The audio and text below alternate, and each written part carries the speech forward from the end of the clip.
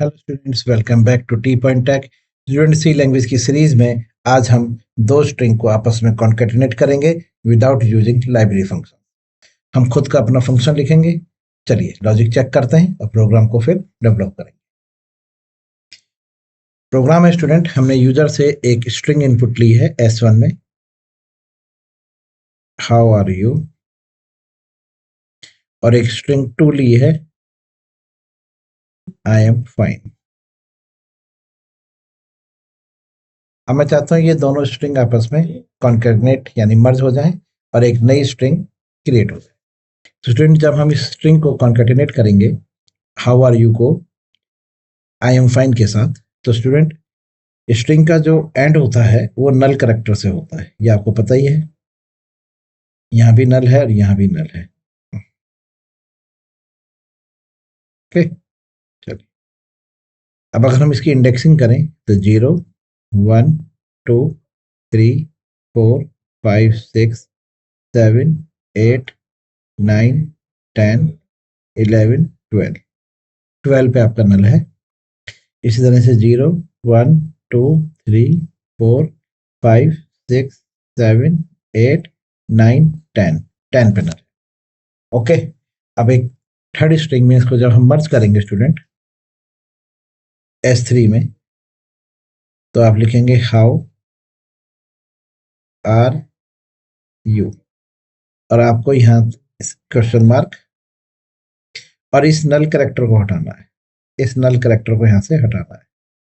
तो स्टूडेंट यहाँ पर नल कैरेक्टर की जगह हम स्पेस इंसर्ट कराएंगे। हम चाहेंगे कि हमारी स्ट्रिंग जहाँ से कॉन्केटिनेट होगी, मर्ज होगी, वहां पर स्पेस आना चाहिए। बाय डिफॉल्ट स्पेस नहीं आएगा, आपको स्पेस यहाँ पर इंसर्ट कराना है और वो नल को हटा के आपको इंसर्ट कराना है। ठीक है, नल को रिप्लेस करेगा हमारा स्पेस।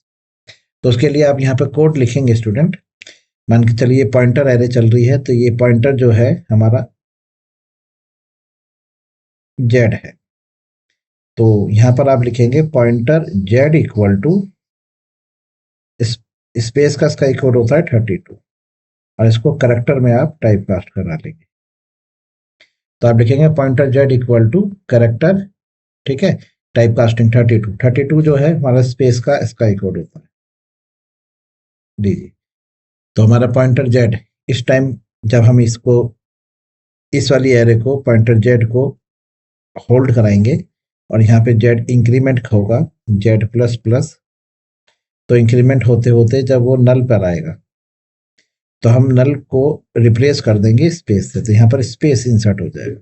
ओके, उसके बाद फिर हम यहाँ पर इंसर्ट कराएंगे अपनी second array I am fine, full stop. ठीक है, अब आप यहाँ पर आपको इंसर्ट कराना है नल, ठीक है, जिससे कि हमारी ये थर्ड एरे में भी नल इंसर्ट हो जाए। तो यहाँ पे नल इंसर्ट करने के लिए ये जो मान के चलिए ये जो हमारी एरे है ये W है, W की एरे है, कैरेक्टर पॉइंटर W। तो आप यहाँ पे लिखेंगे pointer W equal to /0। Okay, तो जब आप ये S3 की जो पॉइंटर एरे है वो W है, तो जब लिखेंगे पॉइंटर W इक्वल टू /0 तो ये जो नल है ये यहाँ पर इंसर्ट हो जाएगा and of the third array. Clear है? एक जगह से तो आपको नल को रिप्लेस करना है और उसकी जगह स्पेस इंसर्ट कराना है। क्लियर? और एक जगह आपको नल एक्सप्लिसिटली इंसर्ट कराना है at the end of the array, जो हमारी तीसरी एरे थर्ड एरे जो बन के आ रही है वहां पर आपको लास्ट में नल इंसर्ट कराना है। तो ये कोड आपको इस तरह से लिखना है। ठीक है, चलिए अब प्रोग्राम डेवलप करते हैं और चेक करते हैं हमारा कोड परफेक्ट काम करेगा कि नहीं करेगा। चलिए एक फाइल ओपन कर लीजिए, फाइल का नाम रखते हैं हम merge.c हैश इंक्लूड studio.h। एक फंक्शन हम यहाँ बनाते हैं void, फंक्शन का नाम रख देते हैं merge। चलिए, और इसके अंदर हमें एक कैरेक्टर पॉइंटर x दिया है, एक कैरेक्टर पॉइंटर y डिक्लेयर करा है और एक कैरेक्टर पॉइंटर z डिक्लेयर करा है। ओके, चलिए अपना मेन मेथड डिक्लेयर करते हैं। एक कैरेक्टर एरे लेते हैं x 100 एलिमेंट्स की, एक कैरेक्टर एरे लेते हैं y 100 एलिमेंट्स की, और एक कैरेक्टर लेते हैं z 100 एलिमेंट्स। ओके, चलिए अब यहाँ लिखिए printf, यूजर से इनपुट ले लीजिए, enter first string gets x में आपने इनपुट लिया, फिर आपने लिखा printf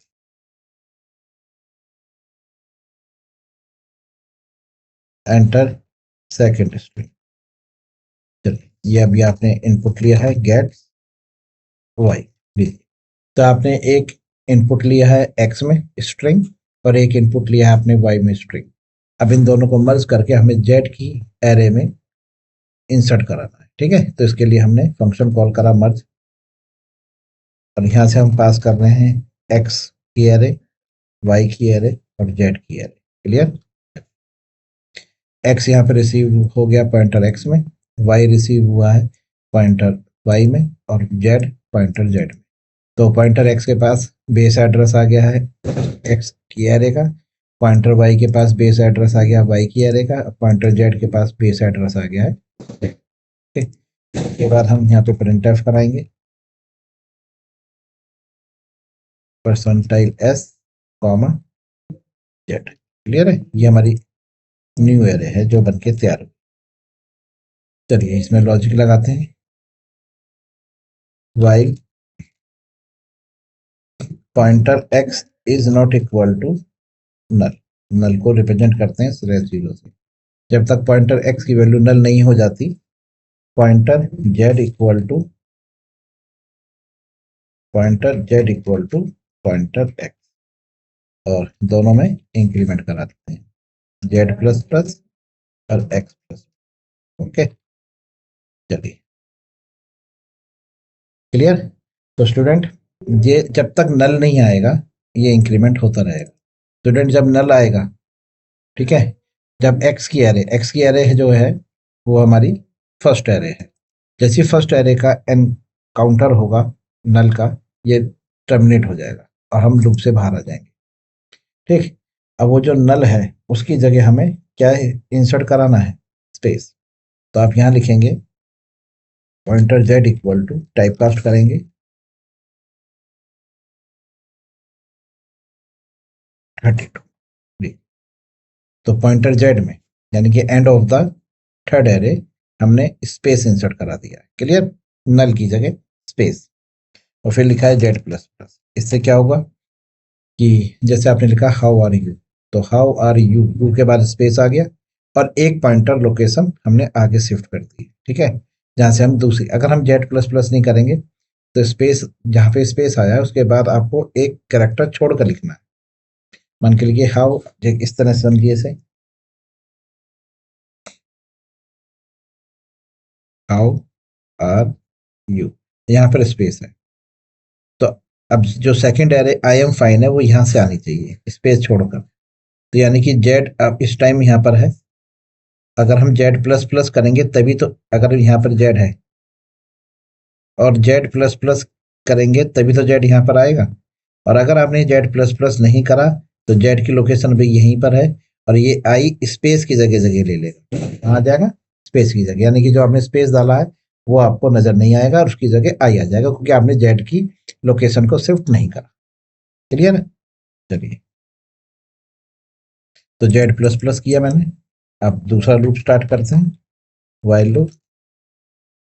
इसमें हम पॉइंटर y को चेक कराएंगे, is not equal to null, जब तक पॉइंटर y में नल नहीं आ जाता। Pointer z equal to pointer y, और यहाँ लिखते हैं z plus plus and y plus.